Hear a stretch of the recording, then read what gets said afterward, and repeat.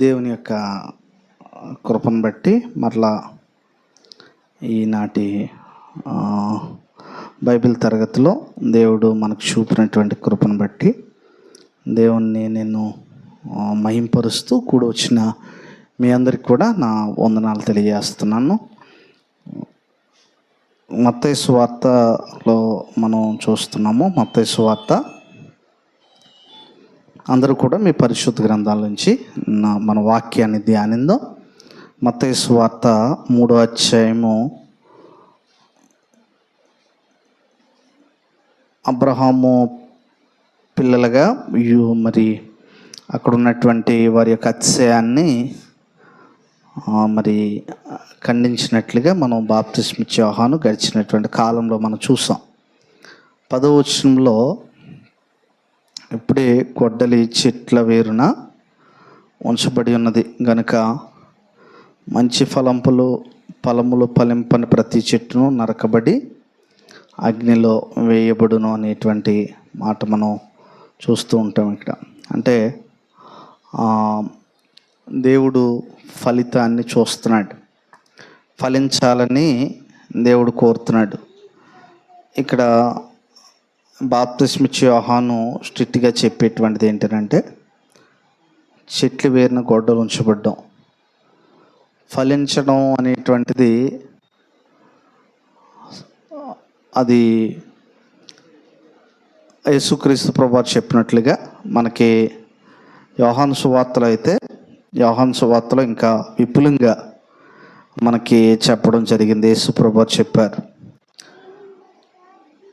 15వ అధ్యాయములో అక్కడ చెప్తున్నాడు, నేను నిజమైన ద్రాక్షవల్లిని, నా తండ్రి వ్యవసాయకుడు అనేటువంటి మాట చెప్తూ నాలో ఫలింపని ప్రతి తీగను ఆయన తీసి పారవేయును.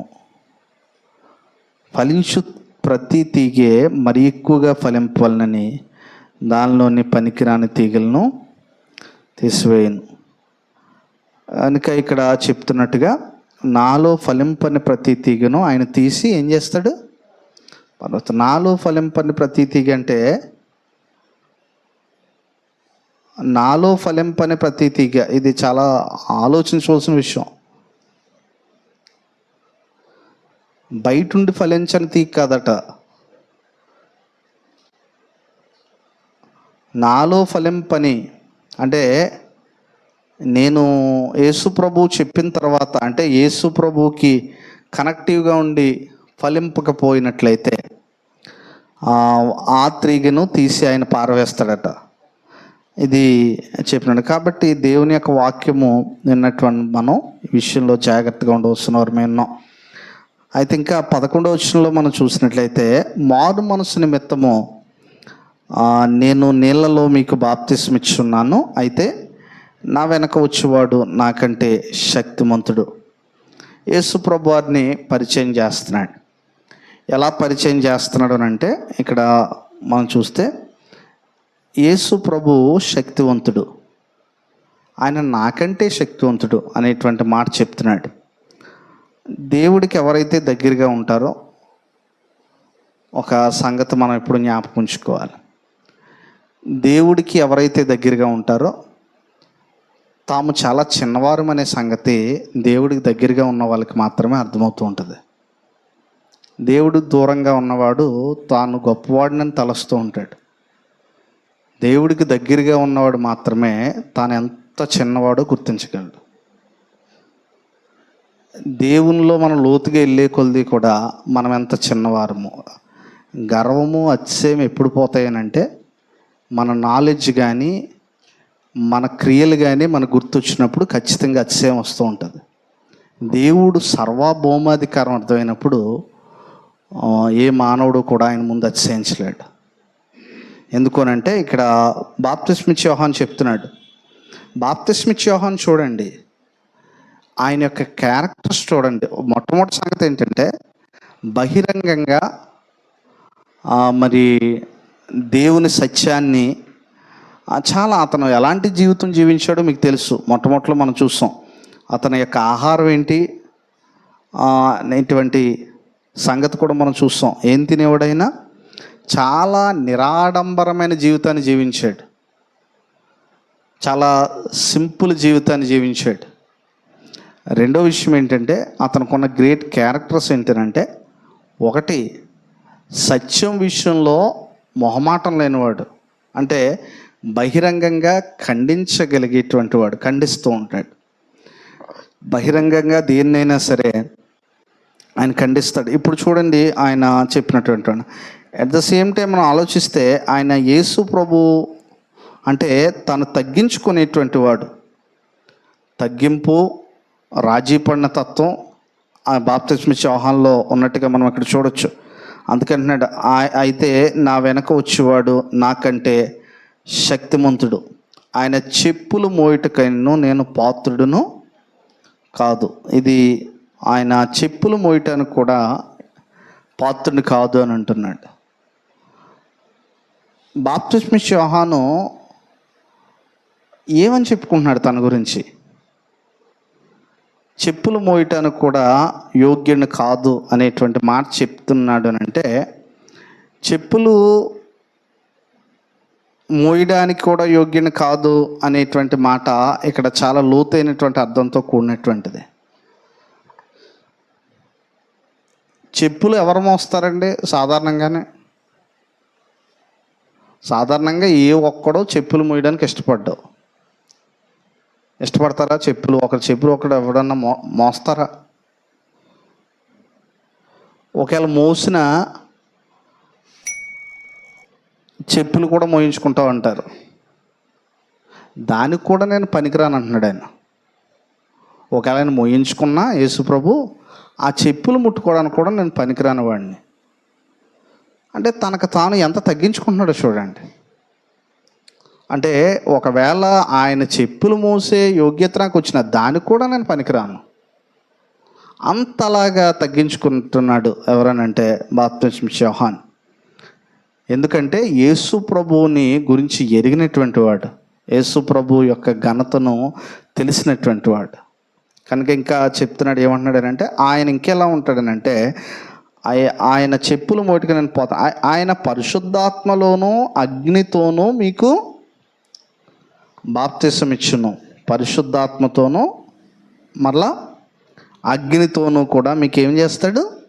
బాప్తిసం ఇస్తాడు. అయితే అంటే అనేక మంది పరిశుద్ధాత్మతో అంటే మామూలు దాన్ని అగ్ని బాప్తిసం అంటే నరకం అనే ట్రాన్స్లేషను చేస్తూ ఉంటారు. కానీ ఇక్కడ గ్రీకులు అలా వాడబడలేదు.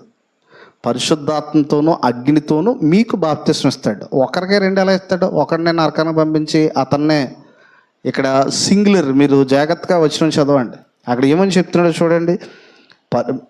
ఆయన పరిశుద్ధాత్మలోనూ అగ్నిలోనూ మీకు బాప్తిసం ఇస్తాడు. సో ఇక్కడ గ్రీక్ ట్రాన్స్లేషన్లో వాడబడినటువంటి ముఖ్యమైన ఒకరికే. ఎందుకనంటే అగ్ని అనేటువంటి పదం ఇక్కడ ఎందుకు వాడబడింది అని అంటే, ఆయన కొరకు మండింపు చేస్తాడు. ఎందుకంటే బైబిల్ గ్రంథంలో చాలా చోట్ల ఎందుకనంటే అగ్ని రెండు రకాలుగా వాడబడింది. ఒకటేంటంటే నా మాట ఎలాంటిది కాదు అన్నాడు, అగ్ని వంటిది కాదు అన్నాడు. అలాగనే దేవుడు దహించు అగ్ని అన్నాడు అనేటువంటి మాట. కొన్ని సందర్భాలు అగ్ని ఎందుకు వాడబడింది అని అంటే నాశనానికి సూచనగా వాడబడింది, నాశనం చెయ్యడానికి అనేటువంటి సూచనగా వాడబడింది. ఇక్కడ చెప్తున్నటువంటి మాటలో కనుక మనం చూసినట్లయితే ఆయన పరిశుద్ధాత్మతో మళ్ళీ నింపుతాడు. అంత మాత్రమే కాదు, ఆయన మండింపు చేస్తాడనేటువంటి పదం అక్కడ వాడడం జరుగుతూ ఉన్నది. అయితే 12వ వచనంలో మనం చూస్తే ఆయన చేతిలో ఉన్నది. ఆయన తన కళ్ళమును బాగుగా శుభ్రము చేసి గోధుమలను ఏం చేస్తాడు? ఇప్పుడు చెప్తున్నాడు ఆయన ఏం చేస్తున్నాడు? ఆయన చేతిలో ఉన్నది. ఆయన తన కళ్ళమును బాగుగా శుభ్రము చేసి గోధుమలను కొట్టులో పోసి ఆరని అగ్నితో పొట్టును ఏం చేస్తాడు? ఆయన ఇప్పుడు చెప్తున్నాడు ఆయన నాశనం గురించి. ముందేమో ఆయన విధేయులకి ఆయన ఇచ్చేటువంటి దాని గురించి చెప్తున్నాడు. ఇప్పుడు నెక్స్ట్ ఈ వచనం ఏం చెప్తుందనంటే, ఇక్కడ చూడండి, ఆయన కళ్ళమును బాగా శుభ్రం చేసి గోధుమలేమో కొట్టులో పోసి ఆరని అగ్నితో పొట్టును ఏం చేస్తాడైనా కాల్చేస్తాడు. కనుక యేసు ఆయన ఒకటి యేసుక్రీస్తు ప్రభు మనం ఆలోచించినట్లయితే వేరు చేయగల సమర్థుడు. యేసు ప్రభు వారు ఎలా వేరు చేస్తారు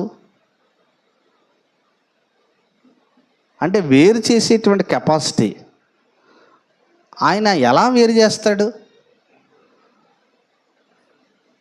అసలు యేసు ప్రభు వారు దేన్ని బట్టి తీర్పు తీరుస్తారు? ఎలా తీర్పు తీరుస్తాడు ఆయన? అంటే ఆయన గురించి మనం ఆలోచించినట్లయితే ఆయన మరలా వచ్చేటప్పుడు ఓ మాట చెప్పాడు. ఏమన్నాడనంటే, అంచె దినమున ఈ నా మాట చెప్పిననే ఏం జరుగుతుంది? ఆయన మాట చెప్పిన తీర్పు జరుగుతుంది. ఎలా జరుగుతుంది తీర్పు? అయినా అంటే దేవుని తీర్పులో ఎప్పుడు కూడా పక్షపాతం అనేటువంటిది ఉండదండి. దేవుని తీర్పుకి ఎక్కడా కూడా ఆవిష్కారం లేదు. ఇప్పుడు మీరు కనుక ఆలోచించినట్లయితే ఆయన తీర్పు ఎలాంటిదనంటే చాలా న్యాయవంతంగా ఉంటుంది. మీరు చూడండి, గొర్రెల్ని మేకల్ని ఆయన ఏం చేస్తాడట? వేరు చేస్తాడండి. ఆ గొర్రెలు మేకలు విడివిడిగా ఏమి వెళ్ళవయి. గొర్రెలు మేకలు విడివిడిగా వెళ్తాయా? రోడ్డు మీద వెళ్ళేటప్పుడు కలిసి వెళ్తాయా? ఏమంటే ఎలాగెళ్తాయి? రోడ్డు మీద గొర్రెల్లో మేకలు ఉంటాయి ఉండవా? లేదా రెండు విడివిడిగా వెళ్తాయా మన ప్రాంతంలో? నాకు డౌట్ వస్తుంది మీరు అలా చూస్తుంటాను. అదే నేనైనా తప్పు చెప్తున్నానేమ్మా. కలిసి వెళ్తాయా లేదంటే గొర్రెలు కాపర్లు వేరుగా ఉంటారు, మేకల కాపర్లు వేరుగా ఉంటారంటారు? నాకు తెలియక అడుగుతున్నాను నేను నిజంగా. అంటే ప్రత్యేకంగా గొర్రెలు అంటే ఒకవేళ కొంతమంది గొర్రెలే పెంచుకొని కొంతమంది, కానీ ఎక్కువ గొర్రెలు మందలు ఉన్నప్పుడు అందులో మధ్యలో ఏముంటాయి? గొర్రెలు ఉంటాయి, మేకలు ఉంటాయి. కనుక ఇప్పుడు వాటిని సెపరేట్ చేస్తాడట యేసు ప్రభు. ఒక విషయం ఏంటంటే, ఈ భూమి మీద అందరూ కలిసిపోయిన ఆయన ప్రజలను ఆయన గుర్తిస్తాడు. ఆయన ప్రజల్ని ఒక విషయం మనం ఆలోచించినట్లయితే వేరు చేసే వరకు కూడా ఒక్కొక్కసారి ఏమీ తెలదు. ఈ సందర్భాన్ని బట్టి ఏం రాశాడంటే ఒక గ్రంథకర్త, పరిశుద్ధుడు ఇంకా సంపూర్ణం కాలేదు కాబట్టి అపరిశుద్ధుడు గణపరచబడుతూ ఉంటాడట. పరిశుద్ధుడు గణపరచబడే టైంలో అపరిశుద్ధుడు భూమి మీద గణపరచబడుతూ ఉంటాడు. ఎందుకంటే మీరు ఆలోచించండి, భూమి మీద ఎవరు గణపరచబడ్డారు? భక్తుల జీవితాల్లో. మీరు దేవుని పని చేసినటువంటి ఈయన తీసుకోండి, భూమి మీద ఉన్నాడు నోవాహు. నోవాహు ఓడ కట్టేటప్పుడు ప్రజలందరూ కూడా చాలా సంతోషంగా ఉన్నారు. నోవాహు ఓడ కట్టుతున్నప్పుడు ప్రజలందరూ ఏం చేస్తున్నారంటారు? తర్వాత ఇంకో విషయం చూడండి, యోసేపు విషయంలో మనం చూస్తూ ఉంటాం. ఐగుప్తు సమాజం అంటే, ఐగుప్తు అంటే అది చాలా వైభోగములతో కూడినటువంటి సామ్రాజ్యం అది ఆ రోజుల్లో. పాపము యోసేపు ప్రేరేపించబడినప్పుడు ఇప్పుడు ఎవరు శిక్ష అనుభవిస్తున్నారు? యోసేపు చాలా జైల్లో మగ్గిపోతున్నాడు. కానీ పాపం చేసే వారందరూ ఐగుప్తులు ఎలా ఉన్నారు?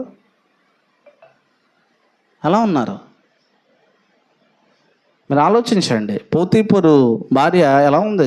ఆమె పాపం చేయడానికి ప్రేరేపణ, ఆమె బాగానే ఉంది, సంతోషంగా ఉంది.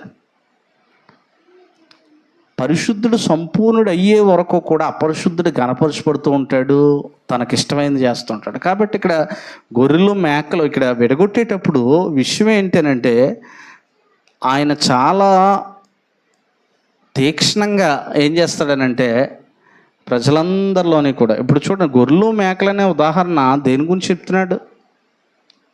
మీరు చూడండి, ఇశ్రాయేలీలు అంత జనాంగంగా మీరు తీసుకోండి. ఇశ్రాయేల్ అనే పేరు ఎవరు పెట్టారు? ఇశ్రాయేల్ అనే పేరు పెట్టింది ఎవరండి? దేవుడు పెట్టాడు. దేవుడే పెట్టాడు.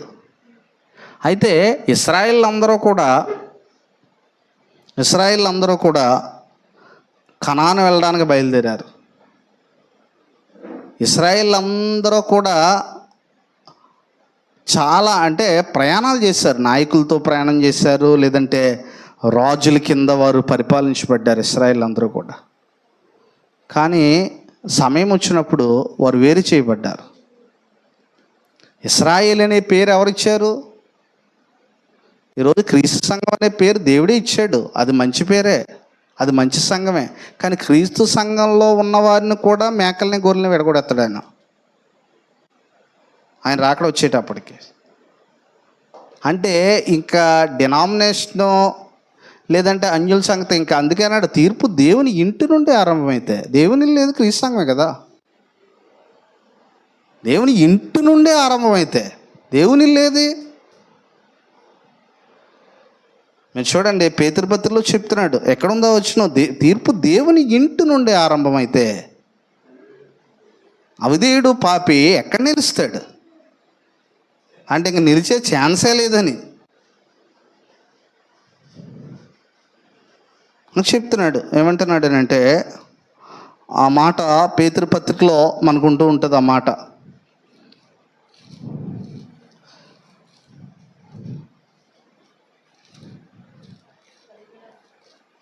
ఎన్నో అధ్యాయమమ్మా?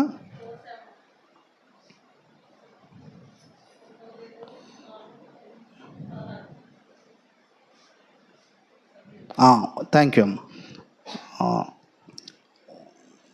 పేతురు రాసినటువంటి మొదటి పత్రిక 4వ అధ్యాయము అక్కడ చెప్తున్నాడు. ఏమంటున్నాడు అంటే 17వ వచనంలో, తీర్పు దేవుని ఇంటి నుండి ఆరంభం కాలం వచ్చి ఉన్నది. అది మన యొద్దనే ఆరంభమైతే దేవుని సువార్తకు అవిధేయులైన వారి గతి ఏమగును? మరియు నీతిమంతుడే రక్షింపబట్ట దుర్లభమైతే భక్తిహీనుడు పాపియు ఎక్కడ నిలుతురు? ఇక్కడ ఇది చెప్తున్నాడు. కాబట్టి ఇది చాలా స్ట్రిక్ట్గా ఉంటుంది అనేటువంటి మాటను తెలియజేస్తుంది. ఆయన తీర్పు దేన్ని అనుసరిస్తుంటుంది? తీర్పు ఖచ్చితంగా ఆయన నీతిని అనుసరించి ఉంటూ ఉంటుంది, ఆయన న్యాయాన్ని అనుసరించి ఉంటుంది, ఆయన వాక్యాన్ని అనుసరిస్తూ ఉంటుంది ఆయన తీర్పు. కాబట్టి ఇక్కడ తీర్పు దేవుని ఇంటి నుండే ఆరంభమైతే అనేటువంటి మాట అది దేన్ని తెలియజేస్తుంది? దేవుని ఇల్లు అక్కడ ఆరంభమైతే అవిధేయుడు పాపి ఎక్కడదు. కనుక ఇది చాలా భయంకరమైనటువంటి విషయం. బాప్తిస్మ యోహాను యేసు ప్రభువారు ఫ్యూచర్లో ఏం చేస్తాడనేటువంటి ముందుగా చెప్తున్నాడు. ఆయన ఏమంటున్నాడనంటే, ఆయన ఆరని అగ్నితో పొట్టును కాల్చివేయనని వారితో చెప్పాను. 13వ వచనంలో, ఆ సమయమున యోహాను చేత బాప్తిసం పొందుటకు యేసు గలిలయ నుండి యోర్దాను దగ్గరనున్న అతని యొద్దకు వచ్చాను.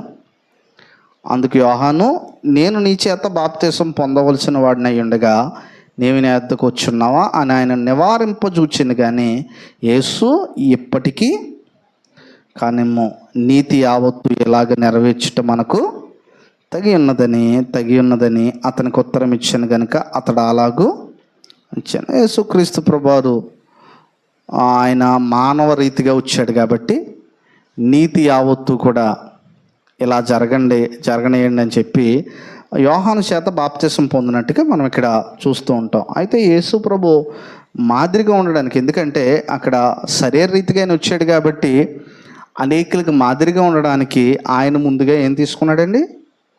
బాప్తిసం అనేటువంటిది తీసుకున్నాడు. అయితే ఆయన పాప క్షమాపణ నిమిత్తం తీసుకున్నాడు అంటారా? అనేకులు అడుగుతూ ఉంటారు, యేసుప్రభు బాప్తిసం ఎందుకు పొందాడండి అని. ఆయన ఒకటే చెప్పాడు, నీతి యావత్తు ఎలాగూ జరగనివ్వండి. ఎందుకంటే బాప్తిసం అనేటువంటిది దేవుని సంకల్పంలో ఒక గొప్ప భాగం అది. కాబట్టి ఒకవేళ యేసుప్రభువే బాప్తిసం పొందలేదు, మీరెందుకు పొందుతున్నారని సాతానుడు అడిగాడు అని అనుకోండి, రేపు పొద్దున మన దగ్గర ఆన్సర్ ఉంది. కాబట్టి యేసుప్రభు వారు బహుశా ఆయన మనసులో ఆయన ఆలోచన ఏంటో నాకైతే తెలియదు, కానీ ఆయన ఏమన్నాడనంటే నీతి అవత్తు అలా జరగని అన్నాడు. కాబట్టి ఆ విధంగా యోహాను మరి బాప్తిసం ఇవ్వడం అనేటువంటిది జరిగింది. యేసు బాప్తిసం పొందిన వెంటనే నీళ్ళలో నుండి ఒడ్డునకు వచ్చెను. ఇదిగో ఆకాశము తెరవబడెను, దేవుని ఆత్మ పావురం వలె దిగి తన మీదకు వచ్చుట చూచాను. మరియు ఇదిగో ఇక్కడ చూడండి, దేవుని ఆత్మ, పరిశుద్ధాత్ముడు, యేసు ప్రభు, ఆ దైవత్వంలో మూడవ వ్యక్తి తండ్రి.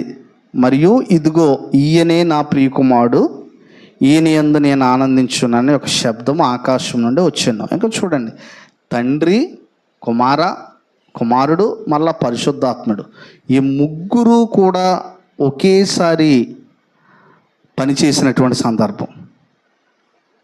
ఈ ముగ్గురు కూడా ఒకేసారి పరలోకముందు నుంచి తండ్రి అయిన దేవుడు ఒక శబ్దంతో ఈయన నా ప్రియ కుమారుడు, ఈయన ఆనందిస్తానని చెప్పాడు. పరిశుద్ధాత్ముడు ఆయన మీదకి దిగడము, అక్కడ యేసుప్రభు వారు ఉండడం, ఈ ముగ్గురు కూడా దైవత్వములో ముగ్గురు కూడా మరి అక్కడ మనకి ప్రత్యక్షమవుతూ ఉంటారు. ఇకపోతే 4వ వచనంలో, 4వ అధ్యాయంలో ఆయన చెప్తున్నటువంటి మాటను మనం చూద్దాం. ఇక్కడ నుంచి చాలా విలువైనటువంటి మాటలు మనకు ఉంటూ ఉంటాయి. అప్పుడు యేసు అపవాది చేత శోధింపబట్టుకు ఆత్మ వలన అరణ్యమునకు కొనుపోబడెను. యేసు ప్రభు శోధించబడ్డాడు. ఎందుకు శోధించబడ్డాడు యేసు ప్రభు? శోధించబడుటకు అరణ్యమునకు కొనుపోబడ్డాడు. శోధించబడడానికి కొనుపోబడ్డాడు ఆయన. ఇది మీరు ఆలోచించవలసినటువంటి విషయం. శోధన అంటే ఏంటి ఇక్కడ ఈ సందర్భంలో? ఈ సందర్భంలో శోధన ఏంటి? ఎవరు శోధిస్తున్నారు యేసుప్రభుని? ఈ మూడు చిన్న విషయాలు కాదు. మానవుడు ఈ మూడిట్లో ఎక్కడో చోట పడిపోతాడు. శరీర బలహీనతలుగా ఉన్నప్పుడు సాతాను మాట ఎక్కువ వింటాడు. మీరు చూడండి, ఇక్కడ ఈ సందర్భంలో 40 దినములు 40 రాత్రులు ఉపవాసం ఉండిన పిమ్మట ఆయన ఆకలి కొనగా, ఇక్కడ చూడండి, మనకి హెబ్రీ పత్రికలో కూడా ఉంటుంది, శోధించబడి శ్రమ పొందిన గనుక శోధింపబడు వారు కూడా ఆయన సహాయం చేయగలవాడై ఉన్నాడు.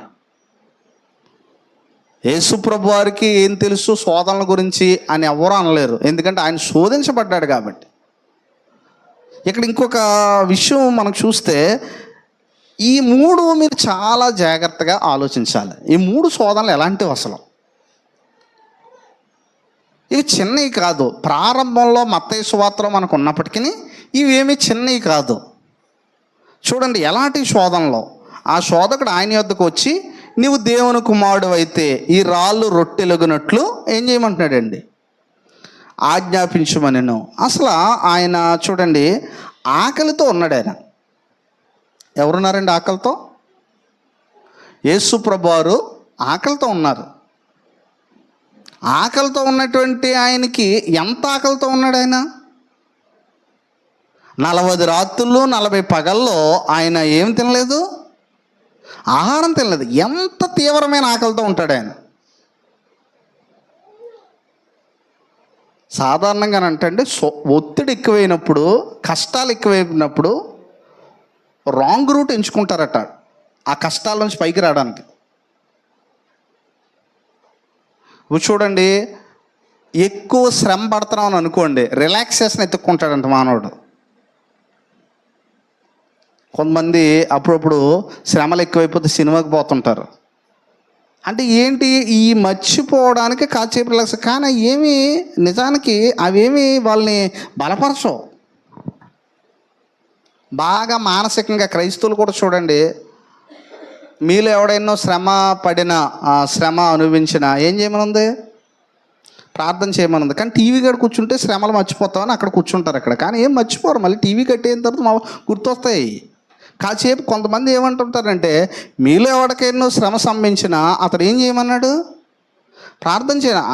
అంటే మనం సాధారణంగా ఏంటంటే ఈ లోకములో ఉన్నటువంటి వాటి ఇవి చాలా విపరీతమైనటువంటి ప్రభావం చూపిస్తాయి మన మీద.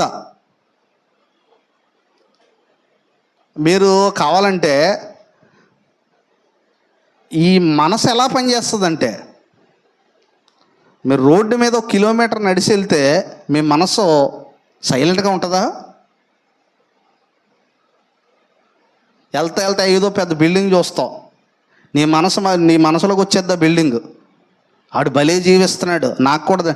ఇలాగ ఈ మైండ్ సర్కిల్ అలా తిరుగుతూ ఉంటుంది రోడ్డు మీద ప్రయాణాలు చేసేటప్పుడు.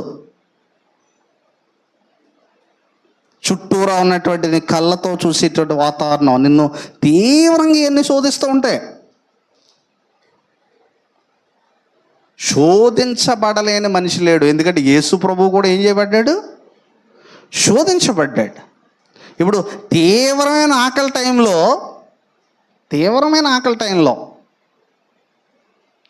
మీరు ఎప్పుడైనా చూడండి, తీవ్రమైనటువంటి ఆకలి టైంలో, ఆ టైంలో మీరు కనుక చూసినట్లయితే, అలాంటి పరిస్థితి ఎవరికైనా వచ్చినట్లయితే ఏదో విధంగా ఆ టైంలో చూడండి, బాగా కష్టాలు ఎక్కువైపోయాను అనుకోండి, ఆహారం లేదు, ఎందుకంటే పనులు దొరకట్లేదు, ఆహారం లేదు, అన్యాయంగా డబ్బు సంపాదించే మార్గాన్ని సాతానుడు అలవాటు చేస్తాడు.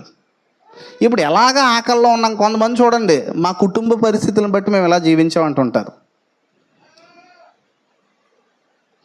అంటే ఎందుకు ఇలా చేసామనంటే పరిస్థితులను బట్టి అబద్ధం ఆడాను అంటుంటారు. ఇప్పుడు పరిస్థితిని బట్టి రాళ్ళను రొట్టెలుగా చేసుకుంది యేసుప్రభు తినేస్తే, పరిస్థితిని బట్టి రాళ్ళను రొట్టెలుగా చేసుకొని తినేస్తే ఆయన పరిస్థితి అంతే కదా. మనం కొన్నిసార్లు ఏమనుకుంటాం, కొంతమంది అంటుంటారు అబద్ధం ఆడకూడదు కానీ కొన్ని పరిస్థితుల్లో పర్లేదంట అంటుంటారు. అంటే ఆ కొన్ని పరిస్థితులు ఏంటయ్యి? Critical situation. అబద్ధం ఆడకూడదు కానీ కొన్ని పరిస్థితుల్లో తప్పదు. ఇలాంటి జ్ఞానం మనకు సాధారణంగా ఇస్తూ ఉంటాడు. సాతాను మాట వినకూడదు కానీ ఇప్పుడు ఆకలి వేస్తుంది కాబట్టి రొట్టె చేసుకుంటాను అంటే తినేసావు కదా.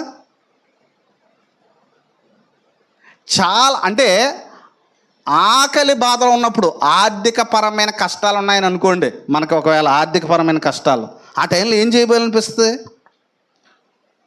అంటే ఇక్కడ ఒక ఆకలే 40 దినాలు భోజనం చేయలేని ఎవరైనా ఉన్నారా? అది ఎంత అంటే ఆకలి, అది ఎలాంటి శోధన, అది ఏ పరిస్థితుల్లోనూ సాతానుడికి ఛాన్స్ అవ్వలేదు ఆయన. కనీసం ఈరోజు భిక్షగాడు కూడా 40 రోజులు భోజనం చేయకుండా ఉండడు. అవునండి, జాలిపడి ఎవరొకరు ఏదన్నా ఇస్తారు. శరీర రీతిగా మనం చాలాసార్లు అనుకుంటాం మన శరీర సంబంధమైన బాధలు యేసుకు తెలియదు అనుకుంటాం, మానసికమైనవే తెలుసు. శరీర సంబంధమైన ప్రతి కష్టము యేసుకు తెలుసు. కనుక అందుకే మనకి హెబ్రీ పత్రికలోనే ఏముందంటే, ఆయన శోధింపబడి శ్రమ పొందిన కనుక శోధింపబడి వారికి కూడా సహాయం చేయగలవాడై ఉన్నాడు. ఇప్పుడు చూడండి, ఈ రాళ్ళను రొట్టెలుగా అగునట్లు నీవు దేవుని కుమారుడు అయితే ఈ రాళ్ళు రొట్టెలు అగునట్లు ఏం చేయమన్నాడండి? ఆజ్ఞాపించమనెను. అందుకు ఆయన ఏమన్నాడు? మనుష్యుడు రొట్టె వల్ల మాత్రం కాదు కానీ దేవుని నోటి నుండి వచ్చే ప్రతి మాట వలనను. ఇక్కడ 2 ఉన్నాయండి ఇందులో. ఒకటి ఆకలి, రెండోది ఏంటనంటే నువ్వు దేవుని కుమారుడు అయితే ఈ రాళ్ళను రొట్టెలుగా చేసుకొని తినమంటున్నాడు. చాలా సందర్భాల్లో అంటే ఇది నువ్వు దేవుని కుమారుడు అయితే, చాలాసార్లు మనం నిరూపించుకోవడానికి సాతానుడి ప్లాన్లు అనుసరిస్తూ ఉంటాం. నువ్వే తప్పు చేయలేదు, అయినా నీ మీద నిందలాడుతున్నాయి, న్యాయంగానే ప్రార్థన చేయి. కానీ రాంగ్ రూట్లో నువ్వు దాన్ని నిరూపించుకోవాలని అనుకుంటే ఆ సాతానుడి విధానమే. ఎందుకనంటే మనల్ని మనం నిరూపించుకుంటకు ఒక్కొక్కసారి, అంటే ఇక్కడ యేసు ప్రభు తను నిరూపించుకోవడానికి రాళ్ళను రొట్టెలుగా చేసుకొని తినేయచ్చు. ఇదిగో నువ్వు అన్నావు కదా నేను దేవుని కుమారుడు అయితే, ఇదిగో దేవుని కుమారుడినే, ఓ రాయిలాగి రొట్టె చేస్తాను, ఇదిగో తిన్నాను అంటే సరిపోతుంది కదా. అప్పుడు సాతాను నెక్స్ట్ అంటాడు, ఏమంటాడనంటే యేసు ప్రభు కూడా నా మాటకు లొంగిపోయాడు. అప్పుడు మనం ఏమంటూ ఉంటామంటే, ఆనాడు యేసు ప్రభువునే ఓడించాను, మిమ్మల్ని ఎందుకు ఓడించలేను? యేసు ప్రభువుని సాతాను ఓడించాడని ఒక సందర్భం బైబిల్లో ఉందా? ఎక్కడా కూడా ఛాన్స్ అవ్వలేదు. ఆయన కష్టాలైనా అనుభవించడానికి సిద్ధపడ్డాడు, కానీ చాలాసార్లు కష్టాలు శ్రమలో క్రైస్తవ్యంలో అనుభవించడానికి ఇష్టం లేక సాతాను మాట తినేసి రిలాక్స్ అయిపోదాం అనుకుంటాం మనం. ఈ మానవుడు కష్టాల నుంచి శ్రమల నుంచి తప్పించుకోవడానికి కనుక ఇక్కడ ముఖ్యమైనటువంటి విషయం ఏంటంటే, ఈ రాళ్ళను రొట్టెలుగా చేసుకొని తినమంటే మనుషులు రొట్టె వలన మాత్రం కాదు, కానీ దేవుని నోట నుండి వచ్చు ప్రతి మాట వలనను జీవించును అని ఏమై ఉంది, వ్రాయబడి ఉన్నదనెను. వ్రాయబడి ఉన్నదని చెప్పాడు ఆయన. అవునండి. ఇప్పుడు సాతానుడు తెలుగుతో కూడా రాయబడి ఉన్న విషయాలు చెప్తున్నాడు కాబట్టి నేను రాయబడి ఉన్న వాటి దగ్గరికి వెళ్తాను. నాకు బైబిల్లో రెఫరెన్స్ చూపించాడు కాబట్టి నేను కూడా రెఫరెన్సే చూపిస్తాను. నెక్స్ట్ టార్గెట్ అదే సాతానుది. అసలు అబద్ధ బోధ అంటే అర్థం ఏంటో తెలిసిన? అబద్ధ బోధ ఎలాగొస్తుందంటే, అబద్ధ బోధ అసలు ఎలా పుడుతుంది? అబద్ధ బోధ అంటే ఏం లేదండి, సమయాన్ని సందర్భం లేకుండా రెఫరెన్స్లు ఉపయోగించడం అబద్ధ బోధ. ఇక్కడ చూడండి ఏం చేస్తున్నాడు, సమయం సందర్భం లేదు సాతానుడికి. ఓ వచనం తీసుకొస్తున్నాడు బైబిల్లోంచి. ఏ వచనం తీసుకొచ్చాడో చూడండి. అంతటా అపవాది పరిశుద్ధ పట్టణమునకు ఆయన తీసుకొని పోయి దేవాలయ శిఖరమున ఆయనను ఏం చేశాడు, నిలవబెట్టి నీవు దేవుని కుమారుడు అయితే ఎక్కడ దూకమంటున్నాడు, క్రిందికి దుంక. మళ్ళీ అంటున్నాడు, నువ్వు దేవుని కుమారుడు అయితే కిందకు దుముకుము. నీవు అప్పుడు ఆయన నిన్ను గూర్చి తన దూతలకు ఆజ్ఞాపించును, నీ పాదం ఎప్పుడేనో రాతికి తగలకుండా వారు నిన్ను చేతులతో ఎత్తుకుందరు అని వ్రాయబడి ఉన్నదని ఆయనతో చెప్పాడు. ఎక్కడ రాయబడి ఉన్నదన్న సంగతి ఎవరికి తెలిసింది? ఇక్కడ ఎక్కడ రాయబడి ఉందండి? ఇది ఎందులో వచ్చిన? ఇది ఆయన పాత్రమలో ఉంది. ఎందుకంటే ఇక్కడ చెప్తున్నాడు ఏమన్నాడు, ఆయన నిన్ను గూర్చి తన దూతలకు ఆజ్ఞాపించును, నీ పాదం ఎప్పుడైనను రాతికి తగలకుండా వారు నిన్ను చేతులతో ఏం చేస్తారు, ఎత్తుకుందరు. ఎక్కడుంది? బైబిల్లో దేవుని వాక్యంలోనే ఉంది. దాన్ని ఎవరు కోట్ చేస్తున్నారు ఇక్కడ? సాతానుడు కోట్ చేస్తున్నాడు. అంటే వాక్యాలు కోట్ చేసినంత మాత్రాన అతడు దైవజనుడు అని కాదు, దేవుని వాక్యం అని కాదు. ఇప్పుడు చాలాసార్లు చూడండి, ఎక్కువ వాక్యాలే ఉపయోగిస్తున్నారు అబద్ధ బోధ చేయడానికి. మనుషులను పడగొట్టడానికి ఏ బోధ ఉపయోగిస్తున్నారు? దేవుడు ఏ సందర్భంలో ఏ మాట చెప్పాడో కూడా తెలియకుండా ఏ మాట పడితే ఆ మాట ఇప్పుడు సాతానుడు ఉపయోగిస్తున్నాడు ఇక్కడ వాక్యాన్ని. చాలాసార్లు చూడండి, అక్కడ చెప్పేది వాక్యమే కదా, ఇక్కడ చెప్పేది వాక్యం కదా. అయితే ఇప్పుడు ఇక్కడ సాతానుడు మాట్లాడేది వాక్యమే, యేసుప్రభు మాట్లాడేది వాక్యమే. వీళ్ళిద్దరూ కరెక్ట్ అయినప్పుడు కొంతమంది అంటుంటారు, అంతా అన్న తర్వాత ఎక్కడైనా వాక్యం కదని అంటారు. ఇప్పుడు ఇక్కడ సాతానుడి దగ్గర కూడా వాక్యం ఇది. సాతానుడి నోట్లోంచే వచ్చి వాక్యం వచ్చింది. ఇక్కడ ఆ మాటలు మాట్లాడింది ఎవరు? ఒకసారి మీరు 6వ వచనం మళ్ళీ చదవండి. ఆ మాట మాట్లాడింది సాతానుడే. మీరు చూడండి, నీవు దేవుని కుమారుడు అయితే కిందికి దుముకుము, ఆయన నిన్ను కూర్చి. అక్కడ డాష్ పెట్టి ఉంది కదా, చిన్న ఐఫోన్. అంటే ఈ పాత అంటే సాధారణంగా ముందు చెప్పబడిన వచనాలు డీకోడ్ చేయడం. చూడండి, ఆయన నిన్ను గూర్చి తన దూతలకు ఆజ్ఞాపించును, నీ పాదం ఎప్పుడేనో రాతికి తగలకుండా వారు నిన్ను చేతులతో ఎత్తుకొందురు అని వ్రాయబడి ఉన్నదని ఆయనతో చెప్పాను. సరే, రాయబడి ఉన్నది అనగానే ఎస్ రాయబడి ఉన్నదని చెప్పి కిందకు దూకేసాడు ఆయన. రాయబడి ఉన్నదని చెప్పి కిందకు దూకేసాడా? నిజమే, వాక్యంలోదే చూపించాడు. సమయము సందర్భం లేకుండా సాతానుడు మాట్లాడుతున్నాడు ఈ వచనాన్ని. ఒకవేళ ఎవరైనా పడిపోయారు అనుకో, చూడండి, అకస్మాత్తుగా పడిపోయాడు అనుకోండి కొండ మీద నుంచి, అప్పుడు ఎవరు కాపాడతారు? దేవుడు కాపాడతాడు. దేవుడు కాపాడతాడో లేదో అని చెప్పి దూకెత్తే అది ఎలాంటిది? అది నీ రాకపోకలు యందు యెహోవా నిన్ను కాపాడతాడో లేదో అని చెప్పి బోర్లు దశ వెళ్తే, కాపాడతాడో లేదో అని చెప్పి సరైన జ్ఞానం లేకుండా నీ రాకపోకలు యందు దేవుడు నిన్ను కాపాడతాడనేది ఎవరికి అర్థం అవ్వాలి? వాళ్ళకి అర్థమైంది. అలాగా వచ్చును. ఎందుకంటే ఎలాంటి టైంలో ఎందుకు కాపాడతాడో అసలు కాపాడవలసిన అవస్థ ఏంటో మనకు అర్థమైంది. సాతానుడు అదే అంటున్నాడు ఇక్కడ. ఏమంటున్నాడంటే, నీ పాదాలకు రాయి తగలకుండా కాపాడతానని బైబిల్లో ఉంది కదా, కాబట్టి నువ్వు ఎక్కడ దూకే, నువ్వు దేవుని కుమారుడు అయితే బైబిల్లో ఇలాగ ఉంది కదా. అంటే సాతానుడు ఎంత ప్లాన్ చేస్తున్నాడు ఎవరిని అంటే, యేసుక్రీస్తు ప్రభువారిని శోధనలో పడవేయడానికి సాతానుడు ప్రయత్నం చేస్తున్నాడా లేదండి? ఆయన పడిపోయాడా? కాబట్టి ఇక్కడ చెప్తున్నాడు. ఇప్పుడు యేసు ప్రభువారు 7వ వచనంలో ఆయన చెప్పారు, అందుకు యేసు, ప్రభు అయిన నీ దేవుణ్ణి నువ్వు శోధింపవలదని మరి ఒక చోట రాయబడి ఉన్నదని వానితో,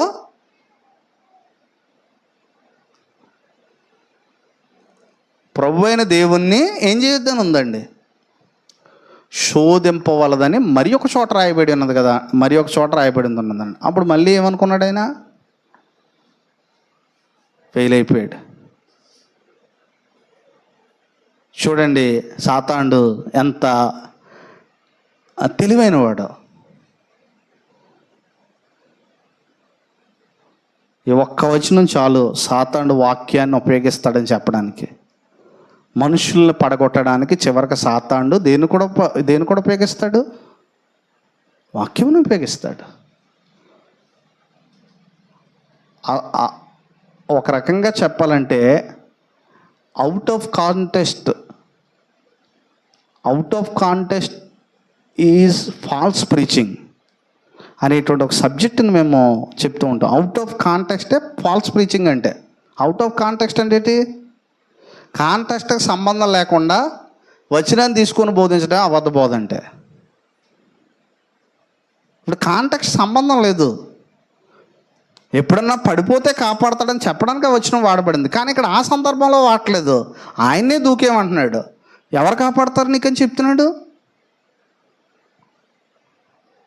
నీ దేవుడు పాదములకు నీ దూతలకు ఆజ్ఞాపిస్తాడు కదా అంటున్నాడండి. అప్పుడు వెంటనే యేసు ప్రభువారు నీ దేవుని శోధించకూడదని మరొక చోట రాయబడింది. ఇప్పుడు ఇది కాంటెక్స్ట్ నుంచి మాట్లాడు, ఎందుకంటే ఇక్కడ శోధిస్తున్నాడు కాబట్టి శోధించకూడదని అక్కడ రాయబడింది. ప్రభు అయిన నీ దేవుని నీవు ఏం చేయకూడదు? శోధింపవలదని మరి ఒక చోట రాయబడిందని వానితో చెప్పాను. చివరికి 8వ వచనం 3వ శోధన. మరలా అపవాది మిగిలి ఎత్తైన కొండ మీదకి ఆయన తోడుకొని పోయి ఈ లోక రాజ్యాలన్నీ వాటి మన, ఇది చాలా ఇంపార్టెంట్. ఎక్కువ మంది ఇక్కడ పడిపోతారు. లోక మహిమ దగ్గర పడిపోతారు. లోకానికి ఏముంది? కొంత మహిమ ఉంది. చూడండి లోక మహిమ అక్కడ చెప్తున్నాడు, ఈ లోక రాజ్యములన్నింటినీ వాటి మహిమను ఆయనకు చూపి నీవు సాగిలిపడి నాకు నమస్కారం చేసిన యెడల వీటన్నిటినీ నీకు ఇచ్చేదనని ఆయనతో చెప్పగా, ఇదే ఆఫరు మనకు వస్తే ఏం చేస్తాం? ఈ వచ్చిన ఒకసారి ఆలోచించండి. ఇదే ఆఫర్ కనుక ఈ రోజులు వస్తే ఎవరికన్నా ఏం చేస్తారు? లోక మొత్తం 10 ఎకరాలు చూపించి 10 ఎకరాలు చూపించి ఆడొచ్చి నా కాళ్ళకు మొక్కు నన్ను పూజించి 10 ఎకరాలు రాయించేస్తానంటే ఆదివారం గుడికి ఆదివారం వెళ్ళిపోదాంలో ఇక్కడ మొక్కెత్తి 10 ఎకరాలు రాయించేసుకుందాం అనుకుంటాం మనం. లోక రాజ్యాలన్నీ చూపించాడు. నువ్వు మొక్కితే నీకన్నీ చేస్తాను. లోక రాజ్యములను వాటి మహిమను చూపించాడట.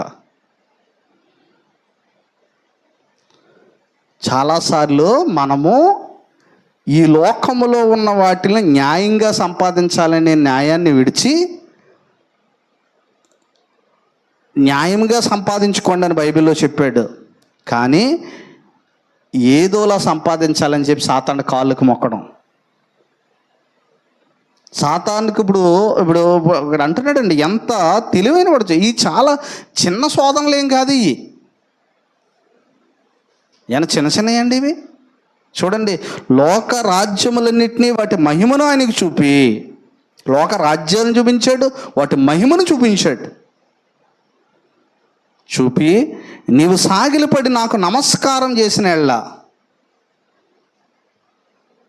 వీటన్నిటినీ ఏం చేస్తానన్నాడండి, నీకు ఇచ్చేదనని ఆయనతో చెప్పగా, యేసు వానితో ఏమన్నాడు, సాతానా పొమ్ము, ప్రభు అయిన నీ దేవుని మొక్క ఆయనను మాత్రం ఏం చేయాలి, సేవించాలి. చూడండి, శరీరాశ, నేత్రాశ, జీవపడంబం. లోకంలో ఏమున్నాయంటండి? శరీరాశ ఉంది, నేత్రాశ ఉంది, జీవపడంబం ఉంది. మానవుడు శరీరాశ అంటే శరీరానికి కావాల్సిన అవసరాలు ఉన్నప్పుడు శోధనలో పడిపోయే అవకాశం ఉంది. రెండవది, అవసరాలు లేకపోయినా అన్నీ బాగున్నా నేత్రం ఏం చేయాలని చూస్తుంది, పాపం చేయాలని చూస్తుంది. కన్ను చాలా ప్రమాదకరమైంది. నీ దేహమునకు దీపం ఏమన్నాడు, కన్నే గనుక. అన్నిటికంటే ముఖ్యంగా దీన్ని చివరికి కన్ను అభ్యంతరపరిచిన ఎడల యేసు ప్రభు ఎంత విషయం చెప్పాడంటే, కన్ను అభ్యంతరపరిచిన ఎడల ఏమన్నాడండి, పీక అవతల పడండి అన్నాడు. కన్ను అభ్యంతరపరుస్తుంది కదా మన జీవితంలో. కన్ను పడుతూ ఉంటుందా చాలాసార్లు? కన్ను అభ్యంతరపరచడం అంటే ఏంటి? బాగానే ఉంటావు కానీ లోకాన్ని చూస్తూ ఉంటావు దినదినము కూడా ఇదే కళ్ళు పెట్టి. కన్ను అభ్యంతరపరిచిన ఎడల, కన్ను అభ్యంతరపరచడం అంటే ఏంటి అంటే, కన్ను అభ్యంతరపరచడం అంటే కంటికి ఏమన్నా డిసీజ్ అది? కన్ను దేవునిలో నువ్వు వెదక్కుండా అభ్యంతరపరుస్తూ ఉంటుంది. దేవుని వాక్యం దగ్గర ఉన్నప్పుడు మనందరం కూడా ఏమనుకుంటామంటే, దేవుని వాక్యం దగ్గర ఉన్నప్పుడు చక్కగా దేవుని యొక్క వాక్యం మనల్ని బలపడ, కానీ లోకంలోకి వెళ్ళినప్పుడు కన్ను అన్నీ చూస్తూ ఉంటుంది. కన్ను గురించి చెప్తున్నాడు కనుక నేత్రాశ అది. మూడోది జీవపడంబం, ఈ లోక రాజ్యములను మహిమను నీకు ఇస్తాను, నువ్వు నాకు ఏం మొక్కితే, కాళ్ళు మొక్కితే. ఎక్కడా కూడా యేసు ప్రభు కష్టాలతో శ్రమలతో, మీరు గమనించండి, కష్టాలు శ్రమలు ఆకలి బాధతో రాళ్ళ దెబ్బలతో బతకడానికి ఇష్టపడ్డాడు, కానీ వేరే రూట్లో ఎప్పుడూ యేసు ప్రభు ఈ భూమి మీద లేడు. ఉన్నాడండి ఎక్కడన్నా? ఆయన నిందలకైనా ఇష్టపడ్డాడు, రాళ్ళ దెబ్బలకైనా ఇష్టపడ్డాడు, కొరడా దెబ్బలకైనా ఇష్టపడ్డాడు, సిలువుకైనా ఇష్టపడ్డాడు, కానీ ఎక్కడా కూడా పాపం చేయలేదు. మనం సాధారణంగా పాపం ఎందుకు చేస్తామంటే, శ్రమ ఎక్కువైనప్పుడు పాపం చేస్తాం. శ్రమ ఎక్కువైపోయినప్పుడు మన మనస్సు, ఇప్పుడు మీరేనే కాదు నేనే కాదు, మనందరినీ శ్రమలో శోధిస్తాడు సాతానుడు. ఆ శ్రమ నుంచి బయటికి రావడానికి దేవుడు ఒక మార్గం పెడుతుంటాడు, కానీ మానవుడు ఇంకో మార్గం ఎంచుకుంటాడు. దేవునిలో నమ్మకంగా యథార్థంగా యేసు ప్రభు అందుకే కష్టాలు మనం ఆలోచించినట్లయితే, ఈ శరీర సంబంధమైనటువంటి శోధన, కష్టాలు, బాధలు, అందుకే జీవపు డంబం. కానీ జీవపు డంబం అంటే సాధారణంగా జీవపు డంబం అంటే ఏంటి? పేరు తెచ్చుకోవాలని ఆశ, ఇంకొకటి కంటే గొప్పగా ఉండాలని ఆశ. ఇది మనల్ని ఏం చేస్తుందనంటే, కొన్నిసార్లు ఈ లోకంలో ఏం చేస్తూ ఉంటుందనంటే, మనము సాతానుడు సేవించేలా చేస్తూ ఉంటుంది. సాతానుడు సేవిస్తే సుఖంగా బ్రతకొచ్చు, యేసుప్రభుని సేవిస్తే కష్టాలు. కాబట్టి ఆ కష్టంలో, అందుకే యేసుప్రభు అన్నాడు, ఏమన్నాడనంటే, ఒకవేళ నా నిమిత్తం ఎవడైనా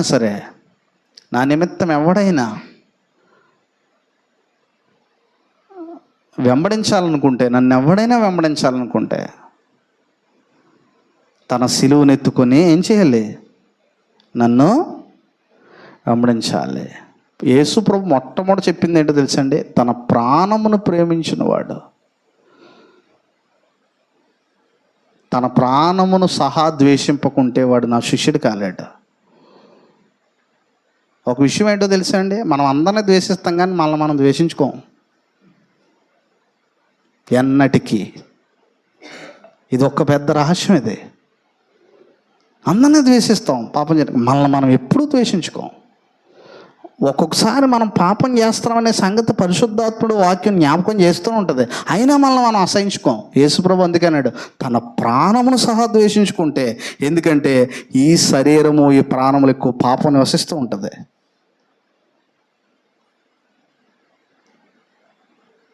మనం ద్వేషించుకున్నట్లయితే మనం మారిపోతాం దేవుని కొరకు. అతి ముఖ్యమైనది మానవుడు మారాలనంటే తన్ను తాను ద్వేషించుకోవాలి. కానీ మనం ఏం చేస్తామంటే మనం ద్వేషించుకోకుండా ఇతరులను ద్వేషిస్తాం మనం చాలా సందర్భాల్లో. కానీ ఒకటి చెప్తున్నాడు, నీకేదైతే నీ జీవితంలో ఆటంకంగా ఉందో నిన్ను నువ్వే ద్వేషించుకో. తన ప్రాణమును సహా, అందుకే అన్నాడు ఇక్కడ, ఏమన్నాడనంటే తన ప్రాణమును సహా ద్వేషింపకుంటే వాడు నా శిష్యుడు కాండి. అంటే మనలో ఉండే అతిశయము, మనలో ఉండే జ్ఞానము, మనలో ఉండే ఇవన్నీ మనల్ని ఏం చేస్తాయి? రైట్ పర్సన్ కింద మనం నిరూపించుకుంటూ ఉంటాం. ఇక్కడ ఏమంటున్నాడనంటే నువ్వు చూడండి, చాలాసార్లు మనం అన్నీ చేతనవుతాయి కానీ నమ్మడం చేతనవుతుంది మనకి. ఎవరి మాటలు? నమ్ముట నీ వలన అయితే అన్నాడు. ఏమన్నాడు? నమ్ముట నీ వలన అయితే. ఎందుకంటే నమ్మటం మనకు విషయం ఏంటో తెలుసా? మనకు సనగడం చేతనవును, విమర్శించడం చేతనవును, కానీ నమ్మడం చేత కాలేదు వాక్యాన్ని. అన్నీ చేతయ్యే ప్రజలకి, కానీ నమ్మడం అని అంటే ఎలాంటిదనంటే, ఎప్పుడైతే దేవుని వాక్యం నమ్మడం అంటే చిన్న విషయం కాదు. మీరు చూడండి, మనం ఒక సందర్భం, అంటే నేను చివరిగా చెప్తున్నా, ఇందులోనే చూడండి 5వ అధ్యాయం 11వ వచనంలో చూడండి ఏమంటున్నాడు. ఇది ఎంతమంది నమ్ముతాం? చూడండి 10వ వచనంలో చూడండి, నీతి నిమిత్తము హింసింపబడువారు ధన్యులు, పరలోక రాజ్యము ఏముంది వారిది ఉంది. నిజంగా నమ్మామా? ఇది నిజంగా నమ్మితే హింసలు వచ్చినప్పుడు ఏంటి హింసలను ఎందుకు ఆశ్చర్యపోతున్నాం? ఇంకో మాట చెప్తున్నాడు, నా నిమిత్తము జనులు మిమ్మల్ని నిందించి హింసించి మీ మీద అబద్ధముగా చెడ్డ మాటలల్లా పలికితే ధన్యులని లేదు, పలికినప్పుడు మీరు ధన్యులు. యేసుప్రభువారు ఎంత క్లారిటీగా చెప్పాడండి ఆయన, చాలా క్లారిటీగా చెప్పాడు ఆయన. పలికితే మీరు ధన్యులు అంటున్నాడు, నమ్మితే. అందుకే ఇవి నమ్మగలగాలి. ఒక ఆయన ఏం రాశాడంటే ఆర్టికల్లో, దేవుని వాక్యము నీ చెవుల్లోకి వెళ్ళినప్పుడు నీ బ్రెయిన్ యూజ్ చేయకు, హృదయాన్ని యూజ్ చేయి. బ్రెయిన్ ఏం చేస్తుందంటే రీసెర్చ్ చేస్తుంది, హృదయం నమ్ముతుంది. దేవుని వాక్యం ఎప్పుడైతే నీ చెవులు గుండా లోపలికి వెళ్ళిందో నీ హృదయమే యూజ్ చేయాలి. హృదయం యూజ్ చేస్తేనే నమ్మకం వస్తుంది. బ్రెయిన్ యూజ్ చేసావు అనుకో జీవితకాలం అంతా రీసెర్చే చేస్తావు.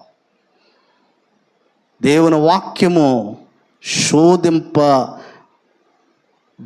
ఎందుకంటే 2 అంచులు గల ఖడ్గం అది ప్రాణాత్మల్లో మూలను విభజించే. దేవుని యొక్క వాక్యము రైటే, దాన్ని నమ్మొచ్చు. దేవుడు రైటే, నమ్మొచ్చు. నిజంగా చేస్తాడంటావా? నిజంగా జరుగుతుందంటావా? ఇది జరగాలంటే ఇప్పుడు మనం చూడండి, నిజంగా జరుగుతుందంటావా? ఒకవేళ జరగకపోవడానికి రీజన్స్ ఏంటి, జరగడానికి రీజన్స్ ఏంటి, ఇవన్నీ సేకరిస్తాం మనం. కానీ దేవుని యొక్క వాక్యం దగ్గర నమ్ముట నీ వలన అయితే అన్నాడు. నమ్ముట మన వల్ల అవ్వదు కాబట్టి చాలాసార్లు నీ వలన అయితే. నమ్మువానికి ఏమన్నాడు? సమస్తము సాధ్యమే. నమ్ముట నీ వలన అయితే నీ భూమి మీద ఎన్ని శ్రమలు అనిపించినా నువ్వు చివరికి నిత్యవానికి వారసుడు అవుతావు. కనుక ఈ మాటలన్నీ కూడా హృదయంలో మనం ఎప్పుడు బేరీ చేసుకుంటూ ఉండాలి. దేవుని యొక్క వాక్యాన్ని మనం హత్తుకోవాలి. దేవుని మాటలను మనము కులంకుశంగా మన చదవాలి. ఈ శోధనలు ఎక్కడా కూడా మన జీవితాల్లో ఈ 3 రకాల శోధనలు ఎప్పుడెప్పుడు వస్తుంటాయి? నెలకోసారా, సంవత్సరానికి ఒకసారా? ఈ 3ని చెప్పండి. నెలకోసారి వస్తాయి ఈ 3 శోధనలు, సంవత్సరానికి ఒకసారి, రోజు వస్తాయి. గత సంవత్సరం జయించేసాను, ఇక నెక్స్ట్ సంవత్సరం ఉందనుకోవడానికి వెళ్ళలేదు ఇక్కడ. ఎందుకంటే ప్రతిరోజు శరీరాశ, నేత్రాశ, ఇంకోటి ఏంటి, జీవపుడంబం. ఇవి దేవుని వల్ల పుట్టినవి కావు. అయితే దేవుని వలన పుట్టిన వారందరూ లోకమును జయించుదురు. లోకస్తులకి 3 ఉంటాయి, మనకి 3 వస్తాయి శోధనలు. కానీ జయించేటువంటి ఆయన మనకు ప్రభు అయి ఉన్నాడు, జయించిన ఆయన. అవునా కదండి? లోకస్తులు ఎలా జయిస్తాడు? పాపము ఒక విషయం గమనించినట్లయితే, పాపాన్ని జయించిన యేసు ప్రభు అయితేనే జయించగలడు. డ్రైవింగ్ ఎలా నేర్చుకుంటాడండి? డ్రైవింగ్ ఎవరు నేర్పించగలరు? అది వచ్చినోడే. లోకం పాపం జయించాలనుకుంటుంది, కానీ లోకంలో పాపం జయించిన వాడు లేడు కదా. క్రీస్తులోకి ఎందుకు రమ్మంటున్నారంటే, క్రీస్తు పాపాన్ని జయించాడు. అందుకే మనకి సహాయం. అందుకే పౌలు అంటాడు, నన్ను బలపరచు అని అందే సమస్తమును చేసేస్తాను. నన్ను బలపరిచేవాడు యేసుప్రభు. ఆయన ఎప్పటికీ పడనివాడు. ఆయన కార్యములు ఎక్కడన్నా, యేసుప్రభు భూమి మీదకి వచ్చి కొన్ని పరిస్థితులను బట్టి కార్యం ఆగిపోయిందని ఎక్కడన్నా ఉందండి? ఆయన ఎన్ని శ్రమలు వచ్చినా, ఎన్ని కష్టాలు వచ్చినా తండ్రి చిత్తాన్ని నెరవేర్చి భూమి మీద నుంచి వెళ్ళాడు. అలాగనే దేవుడు నీ పట్ల కలిగి ఉన్న సంకల్పం నుంచి నిన్నెవరు దూరం చేయలేరు. నువ్వు ఆయనకు నమ్మకంగా ఉండాలి. శోధనలను సహితము దేవుని కృపను బట్టి మనం ఏం చేయాలి? జయించగలగాలి. అప్పుడు మనకు జీవ కిరీటమును ఆయన ఇస్తాడు.